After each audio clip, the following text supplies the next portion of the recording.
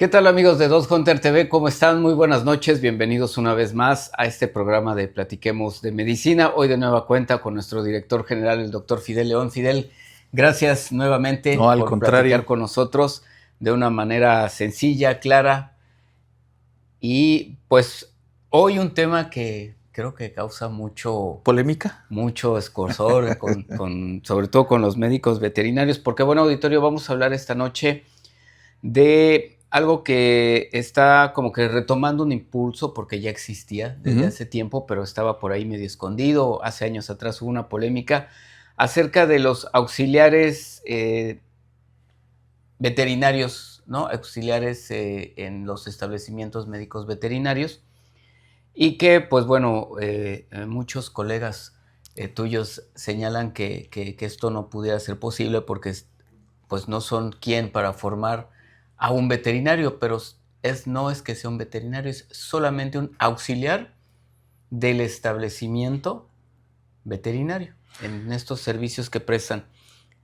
Una norma que ya tiene tiempo y que en algún momento hubo una polémica como para bajarla y que dejaran de Dar hacer ese estas servicio, ¿no? certificaciones, ¿no?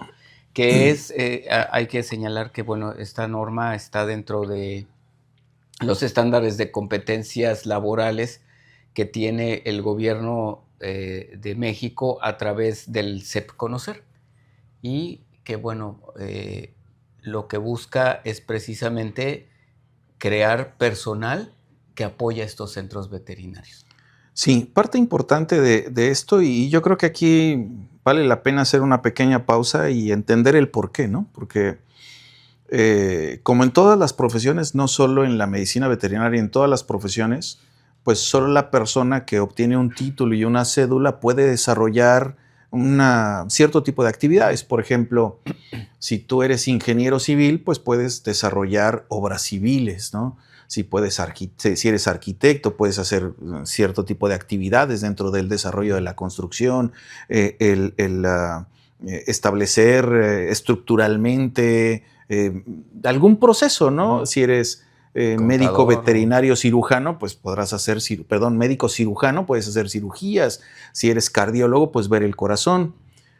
Aunque a lo mejor un médico general pueda tener una noción, pero realmente quien lo ve es el médico que tiene el título y la cédula de la especialidad en cardiología, por ejemplo, ¿no? Un contador, ¿no? Un abogado, y así todas las profesiones van teniendo estas limitantes, ¿no? La medicina veterinaria no es la excepción. En la medicina veterinaria solamente las personas que están tituladas y tienen su cédula profesional pueden fungir como médicos veterinarios. Generar una receta, hacer una consulta, ¿sí? Dar un tratamiento, hacer un procedimiento quirúrgico, etcétera, dentro de las mascotas. Y hay una, vamos a decir, discusión o una precaución que se toma en todas las profesiones. Ahorita hablamos de medicina veterinaria, pero está en todos lados, de las personas que fraudulentamente realizan actividades, en el caso que nos compete, que realizan actividades de un médico veterinario sin ser médico veterinario, ¿no? ¿Sí? En el argot se les conoce como pseudo veterinarios, porque sin ser veterinarios hacen una función específica que no les compete, ¿no? Entonces ahí, pues obviamente la profesión, el gremio veterinario, lo que busca es eliminar ese tipo de actividades, ¿no? Esos pseudo veterinarios, porque al final pues generan daño. Claro. Pueden tener la mejor intención del mundo, pero pues el desconocimiento, la actuación sin conocimiento genera daños, ¿sí? Entonces, primero tenemos que entender ese punto. De ahí, pues se ha derivado que estas personas que trabajan como pseudo veterinarios, pues en algún lugar normalmente tienen que adquirir el conocimiento para realizar esas funciones. ¿Okay? Por eso, cuando se publican cursos o capacitaciones que tienen que ver con la medicina veterinaria o con el área, no con la medicina, con el área veterinaria, y que no está dirigido a médicos o que se abre para público en general, pues siempre hay este escrutinio, vamos a llamarlo así, no una acusación, pero sí hay un escrutinio sobre qué es lo que están haciendo, quién lo está dando, qué van a hacer, qué material se va a dar, qué conocimiento se va a impartir, porque pues se abre la puerta para realizar este tipo de actividades ilícitas, ¿no? Que son el actuar como veterinario sin ser veterinario, ¿no? Pero, ¿Sí? Fidel, pero que te interrumpa, existen auxiliares de todo. Hay auxiliares Claro, administrativos, auxiliares sí. contables, auxiliares en derecho. ¿Por qué no auxiliares en los establecimientos veterinarios? Siempre han existido, siempre han existido. Eh, Legalmente, vamos a decir que había un vacío en nuestro país. Por ejemplo, en Estados Unidos está el conocido technician, que es un auxiliar veterinario, no es un veterinario. En medicina humana, pues está el enfermero, la enfermera, ¿no? ¿Sí? Y así, como tú bien dices, el auxiliar contable, el auxiliar, de hecho, inclusive hay auxiliar de enfermería. No es enfermero, es un auxiliar de enfermería. Entonces hay estas posturas reconocidas legalmente, ¿no? En cuanto a la educación hablamos. Sin embargo, en medicina veterinaria nunca había existido un auxiliar veterinario. De hecho, la realidad es que siguen sin existir. Y hay una confusión. Hay empresas, vamos a decirlo, escuelas, algunas escuelas que se han dedicado a ofrecer erróneamente un curso o una capacitación en un técnico veterinario o en una preparación de medicina veterinaria sin tener todavía los registros. Y obviamente, pues eso no es correcto, ¿no? O sea, la palabra es incorrecta. ¿Sí? A partir del 2016, en Conocer, CEP Conocer, establecen, ¿sí?, la norma de competencia para la prestación de servicios auxiliares en centros médico-veterinarios o tecnistas, ¿no? ¿Qué es esto? Pues es una norma que califica la capacidad de una persona para desarrollar una función como auxiliar del veterinario. Y de ahí se establece o se les nombra como auxiliares veterinarios. Pero es esta certificación que es perfectamente legal, ¿sí?, y que la otorga el Conocer, ¿no? Y bueno, ahorita también de unas fechas para acá, pues bueno, ha empezado, a pesar de que se creó en el 2016, hubo como que un boom, luego pues prácticamente creo que desapareció o quedó ahí en stand-by y ahorita vuelve a resurgir. Están surgiendo ya muchos escuelas y empresas que están ofreciendo ya esta certificación de este estándar de competencia laboral y que pues vuelve otra vez a hacer que los veterinarios digan, a ver, o sea, ¿qué vas a enseñar? ¿No? Claro. Y tienen toda la razón, ¿eh? Porque si entendemos lo que dice la norma, o más bien no lo que dice, sino el espíritu del Conocer. El Conocer es un centro de certificación laboral, de competencias laborales. A grandes rasgos, lo que determinan e identifican junto con la SEP es cómo sé, voy a poner un ejemplo, cómo sé que el albañil que va a realizar el trabajo realmente es un buen albañil. ¿Tiene un título de albañil? ¿Qué tiene?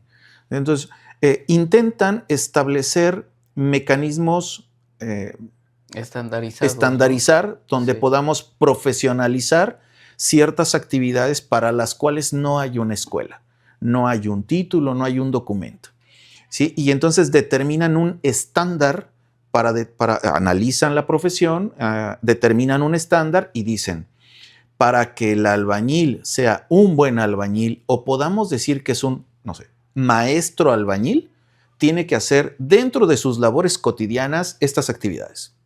Si hace esto de esta manera, siguiendo estos pasos, es correcto. Y entonces van catalogando y estandarizando las actividades. Va el Conocer, te dice, ¿tú eres albañil? ¿Eres un maestro albañil? Sí, ok, te invito a que presentes este examen, esta certificación, y si la cumples, yo te voy a dar un documento que diga que eres un maestro albañil certificado, por ejemplo, ¿no? En un ejemplo burdo, pero en términos generales así es. ¿Qué quiere decir? Que para poder certificarte debes de tener no el conocimiento, sino la capacidad de hacer. Y ahí son dos cosas diferentes. Una cosa es que yo te pueda platicar de albañilería y otra que es que tenga la capacidad de hacer una barda. Realizarlo, claro. Son dos cosas completamente distintas. Puedo tener el conocimiento teórico, pero no la práctica. Y la norma lo que califica o lo que certifica es el saber hacer. La capacidad de desarrollar un trabajo laboralmente hablando, ¿no? ¿Sí? Entonces, eso es lo que certifica la norma y ese es el espíritu de la norma. Ahora, como decías, hay un boom. Sí, las mascotas son un boom.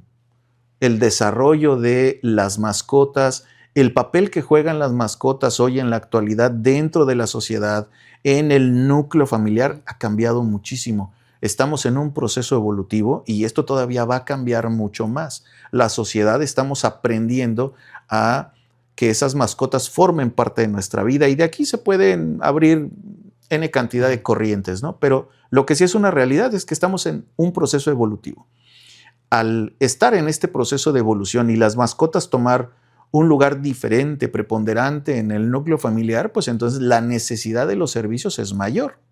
Claro. La atención médico-veterinaria aumenta, ¿sí? La cantidad de personas que desean laborar o trabajar en este rubro, en este ámbito veterinario, es mayor. Y no todos tienen la oportunidad de graduarse como médicos veterinarios.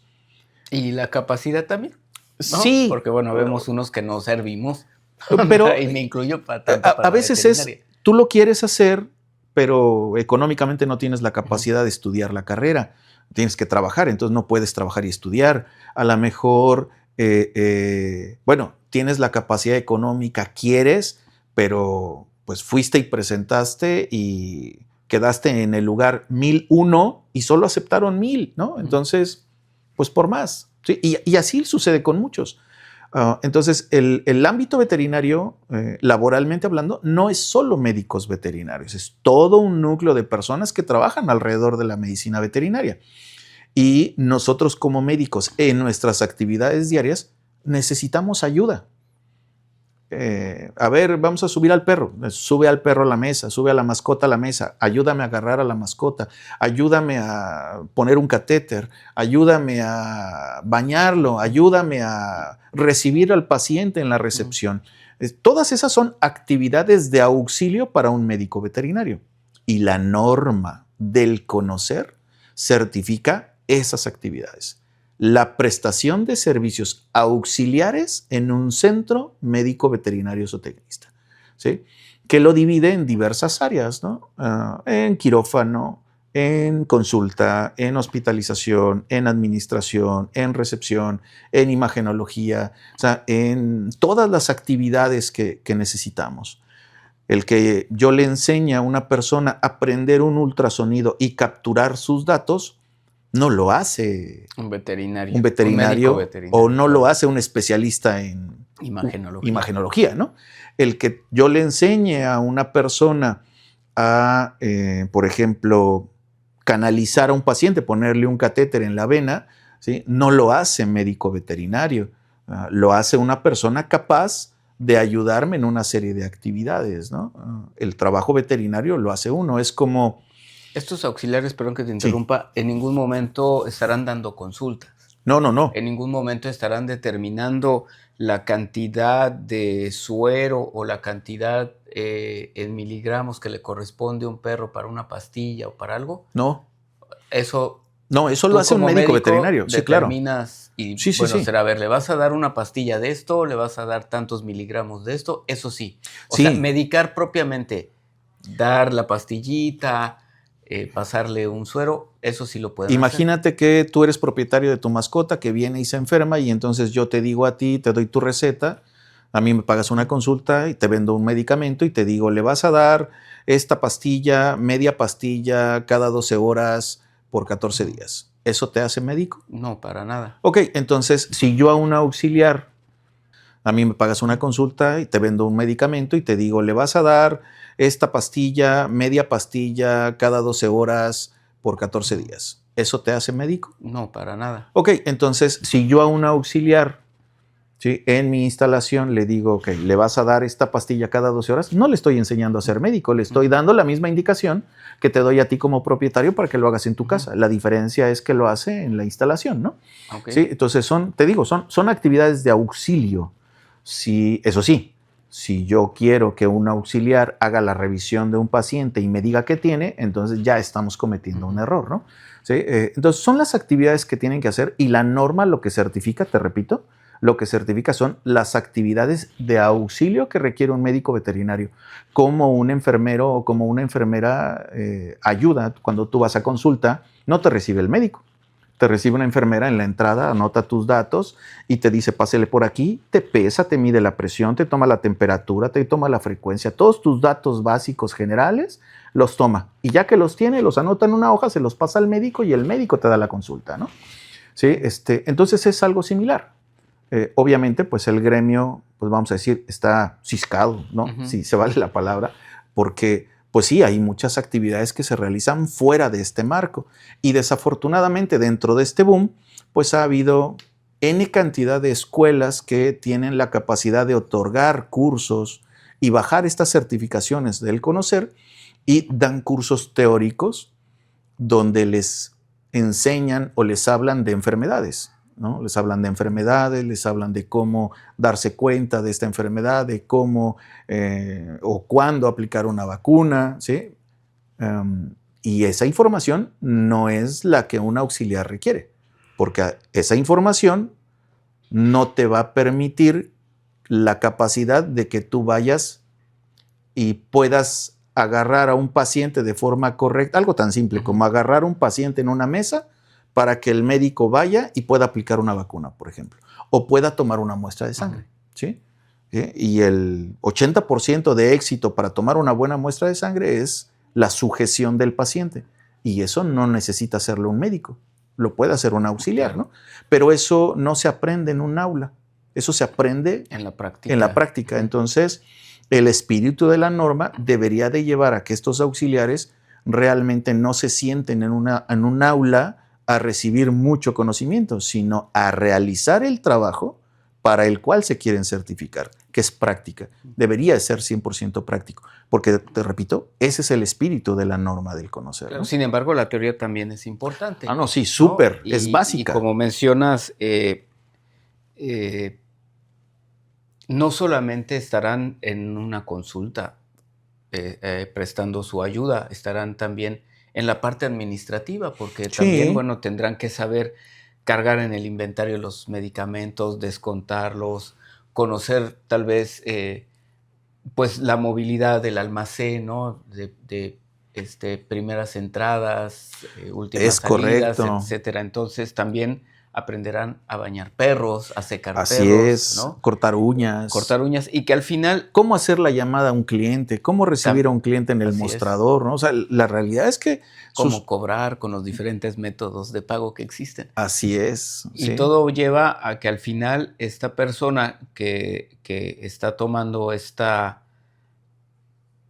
Pues que está en un centro veterinario capacitándose para posteriormente aplicar a la certificación, de lograrlo, porque existe toda la metodología que nos mencionas, al final del día, como dices, bueno, tendrá un certificado de reconocimiento por parte de CEP Conocer, donde te dice que pues tienes los conocimientos necesarios para prestar un auxilio en un establecimiento veterinario, y que esto de alguna manera te abriría la puerta, porque, bueno, hoy estás en Dos Hunter, mañana cambias de residencia, te vas a Chihuahua y dices, oye, yo tengo esto, yo tengo este certificado. Entonces, a ti como médico veterinario, pues ya te dice, bueno, al menos esta persona ya sabrá, a lo mejor, como dices, colocar un catéter, sabrá pasar un suero, ¿no? Sabrá cómo sujetarle la patita, anotar las actividades del paciente, ¿no? En algún lugar, cómo ayudar en un baño, llevar bitácoras. Pues bueno, también es un plus a uno como persona que, como bien mencionas, tiene o realiza alguna actividad en la que no necesariamente se tiene un título, ¿no? Es correcto. decir, todos aquellos que de alguna manera tenemos un conocimiento empírico, en el que podamos decir, no hay un certificado o una carrera o una licenciatura de entrenador de perros, ¿no? Sí. Pero sí existe una norma de SEPCONOCER que te dice, a ver, ¿tú sabes entrenar perros? Sí. Te hacen tu prueba y finalmente tienes un papel que te avala que tienes los conocimientos básicos necesarios para poder ejecutar tal o cual actividad. Es correcto. Y así hay un sinfín, porque hay de buceo, hay de manejo, hay de rescate, Excel, ¿no? de Word, las de rescate con perros, ¿no? Con binomios. Sí, sí, sí. Y hay muchísimas de operadores de grúas. Entonces, cómo hacer avioncitos, son oficios, ¿no? Sí, Esa es la sí, palabra. Son sí. oficios que no tenemos títulos y que, bueno, pues SEPCONOCER nos da esta oportunidad y que, pues es importante que la gente sepa, no estamos, pues no estamos en contra, ¿no? De que la gente pueda superarse y si tiene esa capacidad y esas ganas de hacerlo, pues que pueda hacerlo y que tenga la oportunidad. Claro. Aunque algunos veterinarios estén todavía reacios, porque supongo que no faltará el vivales que diga, pues Claro. yo ya tomé mi curso, ya soy veterinario, claro. y sienta que puede dar una consulta, ¿no? Pero fíjate, aquí lo importante es el que podamos, y me regreso al principio, ¿no? Podamos entender el principio de la norma, ¿no? ¿Qué es? No es sentar a que yo le explique a alguien a cómo hacer algo, porque al final yo como escuela o un centro educativo que baja la norma, así se le llama, ¿no? Trae esa norma para poder dar el curso y certificar, pues obviamente pues como escuela pública o privada, perdón, lo que quieren es vender, ¿no? Entonces venden un curso y dicen, bueno, ¿y ahora qué te enseño? ¿No? Montar un hospital para enseñarte y practicar no es un negocio, no es fácil. ¿Sí? Entonces es mucho más sencillo contratar a un médico veterinario que tenga poca experiencia, a lo mejor que está recién graduado o que no tiene trabajo, ¿sí? Para pagarle X cantidad y sentarlo a enseñar. ¿Qué? Tendría que ser práctica, como habíamos mencionado. Tendría que ser práctica, ¿no? Desafortunadamente, en este proceso, pues es donde viene ese conocimiento inadecuado, ¿no? Entonces, la molestia o esta dificultad de los médicos veterinarios, nosotros como gremio, de aceptar esto, pues es precisamente porque se puede derivar a estos pseudo veterinarios, ¿no? Si tenemos en claro qué es lo que se está haciendo, que hay un documento legal que existe, que es esta certificación SEPCONOCER, y además nosotros cuidamos como médicos veterinarios si me contratan para capacitar, ¿qué voy a enseñar de acuerdo a la norma que se va a certificar? Pues entonces nosotros mismos estamos cuidando este medio para que disminuyan estos pseudo veterinarios, pero favorecemos que venga gente que realmente quiera conocer esa actividad para que cuando se gradúen y se certifiquen, vayan a tu clínica, tú como médico veterinario lo puedas contratar y te ayude a solucionar problemas hoy y a mejorar el servicio que le damos a los pacientes, que le damos a los clientes. Y si te das cuenta, pues la realidad es que todos ganan. Si yo como médico veterinario doy esta capacitación y no doy información que no debo de dar en cuanto a medicina veterinaria y me concreto a capacitar dentro del espíritu de la norma, dentro de la certificación que se va a realizar, si tú como persona ibas a buscar un conocimiento para trabajar como médico veterinario sin serlo, no lo vas a obtener.